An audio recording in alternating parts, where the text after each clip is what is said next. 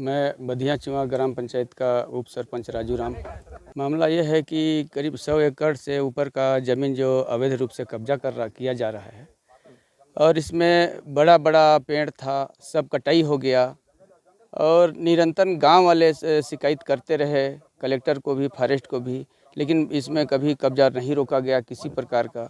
गांव में आक्रोशित है कि हम लोग का निस्तारी है और जंगल से निस्तारी है और जंगल रहने पर हम लोग का आगे भविष्य में हर प्रकार का ऑक्सीजन मिलेगा और हम लोग का सुख सुविधा मिलेगा कह के सब ये लोग को आक्रोशित हो रहा है कि वो नष्ट हो रहा है।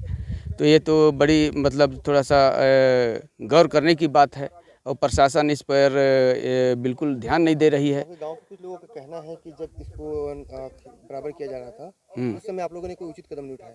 नहीं, उस समय हम लोग जब से शुरुआत हुआ है तब से हम लोग इसका विरोध करते आ रहे हैं, पूरे गांव के लोग विरोध करते आ रहे हैं, मगर निरंतर ये लोग का कब्जा जारी रहा। अंदाजी तो करीब 100 एकड़ या उससे ज़्यादा भी हो सकता है, मेरे को ऐसे अंदाज तो बहुत नहीं है, लेकिन बड़े क्षेत्र में आप स्वयं देख सकते हैं कि वो वहाँ तक ऐसे फैल के वो नीचे तक और लगभग गुमला नेशनल हाईवे तक, जहाँ सिसोदिया जी का पेट्रोल पंप लोग बता रहे हैं, उसके 500 मीटर तक का पूरा क्षेत्र एक के बाद एक काटा जा रहा है।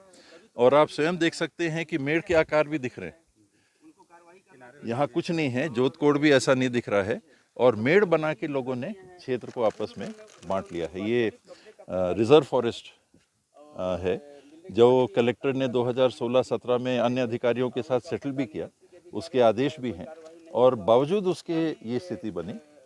मैं बाहर था, दिल्ली में था, तो गांव से खबर आई कि बाबा यहाँ दिक्कत हो रही है, कुछ वन अधिकार पत्र हैं वो हमको अभी तक नहीं मिले हैं, आज़ादी के पहले से जो लोग काबिज हैं उनके वन अधिकार पत्र नहीं मिले हैं, नए लोगों को कुछ वन अधिकार पत्र मिले हैं, कुछ वो भी प्रक्रिया अधूरी है और कुछ लोग हैं जो खरीद बिक्री भी कर रहे हैं।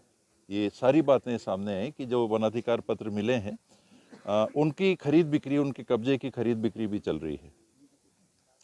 5 तारीख को सुबह ट्रेन से उतर के हम लोग सीधे बधिया चुआव आए और गांव के लोगों को मैंने बताया भी, समझाया भी कि एक देखिए, वन अधिकार पट्टा नहीं है, ये वन अधिकार पत्र है। पट्टा आपको अधिकार देता है खरीद बिक्री का भी, वन अधिकार पत्र में बेचने के अधिकार नहीं है और यदि आप बेचते हैं तो ये ज़मीन वापस शासन को चली जाएगी। तो प्रजातंत्र के इस चौथे स्तंभ के माध्यम से हम लोग चाहेंगे कि लोगों के सामने सच्चाई कम से कम पहुंचे।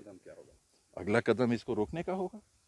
ये नौबत तो नहीं आनी चाहिए कि यहाँ के मैं भूख हड़ताल में बैठूं, ये तो अति हो जाएगी। नौबत आई तो बैठूंगा, ये तो अति हो जाएगी। तो यानी हल्कापन है क्या? हमारी व्यवस्था ऐसी है कि ये सब करना पड़ेगा तब कार्रवाई हो? एक जानकारी आए और अगर वो बात सही है, पक्ष विपक्ष इसमें कुछ नहीं है, नियम और कानून है, नियम और कानून के विपरीत हो रहा है तो आप कार्रवाई करिए। आखिरी में प्रजातंत्र में क्या होता है? जनमत का संग्रह है, तो वो तो बहुत ही हल्कापन हो जाएगा कि अगर आके यहाँ और कुछ करने की जरूरत पड़ जाए।